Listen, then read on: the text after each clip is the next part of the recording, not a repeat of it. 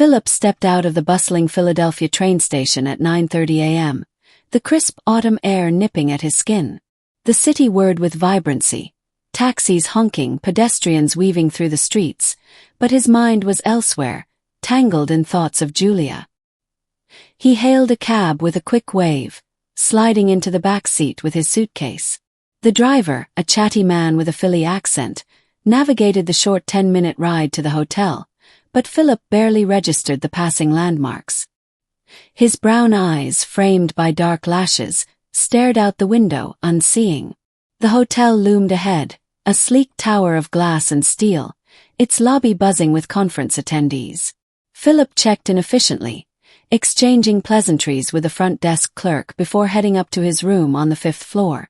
The door clicked shut behind him, and he exhaled, the weight of the trip settling in. He unpacked his suit and toiletries with mechanical precision, then splashed cold water on his face in the bathroom. For a moment he studied his reflection. Dark hair, now neatly combed, sharp jawline, the faint outline of abs beneath his shirt, a product of his thrice-weekly gym sessions, yoga, and genetics that had always kept him lean.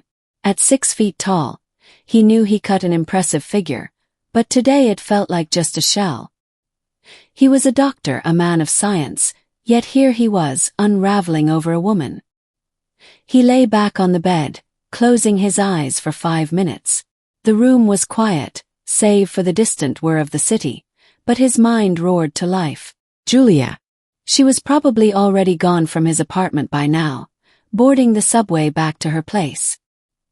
He pictured her there, her beautiful blonde hair catching the fluorescent lights, her green eyes distant as she clutched her bag. Once home, she'd unpack, maybe clean up a bit, though her place was always a creative chaos. Then she'd paint at her easel, losing herself in strokes of color, or wander down to the park for a walk, her voice humming one of those old folk songs she loved. She'd told him about visiting her father's country house. He could imagine the spark in her eye at the thought of escape. But what about her mother? She'd mentioned Italian ancestors last night, their stories woven into her family's tapestry, but nothing more. And siblings. He didn't know anything about that either. All he knew was that she'd grown up in the countryside, a girl with a voice like honey who graduated from a conservatory, only to end up in the smoky haze of that pub with her band. And Steve. The others were decent enough, but Steve's stupidity had pulled her in deeper. Cocaine, weed, alcohol, the kind of escapes that twisted lives. Philip's chest tightened. He wasn't just her doctor. He was in love with her. Really, truly in love, in a way that had eluded him for years. His recent flings and situationships, mostly from dating apps, had been meaningless, mere distractions from the grind of his psychiatry practice.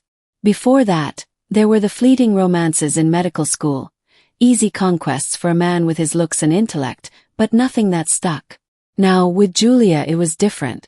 She was a storm he couldn't turn away from, even as her addiction threatened to sweep them both under.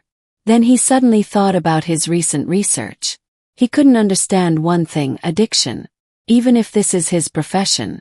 In his family, there was no overweight person, thanks to good genes. His sister Maggie is a paragon of control, abstinent and vegan, while he allowed himself the occasional beer with colleagues sometimes or a glass of red wine at home. Months could pass without a drop, and he wouldn't notice. How could people choose substances over life? Over hobbies, sports, learning, love? It baffled him, which was why he'd chosen this field, to unravel the mystery, to help people. And Julia? She was his personal enigma. How had it started for her? A mental crutch, or something physical that gripped her like a vice? He had to know, not just as her doctor, but as the man who wanted to build a life with her. His thoughts shifted to his notes back home, the ones on his experimental vaccine. Had he left them out? If Julia had seen them, what would she think? The idea sounded bold. An antidote for cocaine addictions. A new serum. It was reckless, he knew, but desperation drove him. If it worked, he could save her, pull her from that life at any cost. There was the conference to attend. Glancing at his watch, he saw it was nearly 10 a.m. He straightened his tie, smoothed his hair, and headed down to the hotel ballroom. The air was thick with the murmur of professionals, psychiatrists, researchers, all gathered for the addiction conference. Philip took a seat in the middle rows, far left, his notebook at the ready. The opening presentation began with an older expert at the podium. His voice steady as slides projected data on the past year's addicts. Global figures, then U.S. stats, down to state breakdowns.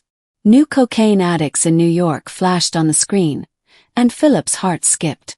"Julia," he whispered under his breath, the name slipping out like a prayer. The man next to him, a balding attendee with a name tag reading Dr. Ellis, turned. "Pardon." Philip jolted, heat rising to his cheeks. "Oh, sorry. I was just thinking out loud." Dr. Ellis nodded politely and returned to his notes. Philip's mind was still elsewhere. The numbers blurred patients treated, relapse rates, group therapies, while images of Julia's smile overlaid everything. Her laughter, the way she looked at him with those trusting eyes, it all pulled at him. He had to fix this for her, for them. The next speaker was a female psychiatrist, likely his age, discussing cognitive behavioral approaches. Her words on breaking cycles resonated, but Philip's thoughts wandered to his own experiments. What if his vaccine could be the key? Yet doubt crept in. No one had succeeded before. Was he fooling himself? By 11:45, the session broke for lunch, and Philip made his way to the hotel dining room. The room was elegant, with white tablecloths and chatter filling the air, but he picked at his salad mechanically. Data from the morning vied with memories of Julia. Her hand in his, the softness of her voice when she sang. Then just for a second, one thing had crossed his mind. He thought that maybe the whole thing isn't about formulas or serums. It is about connection, about fighting together. If he could just get her clean, they could face anything.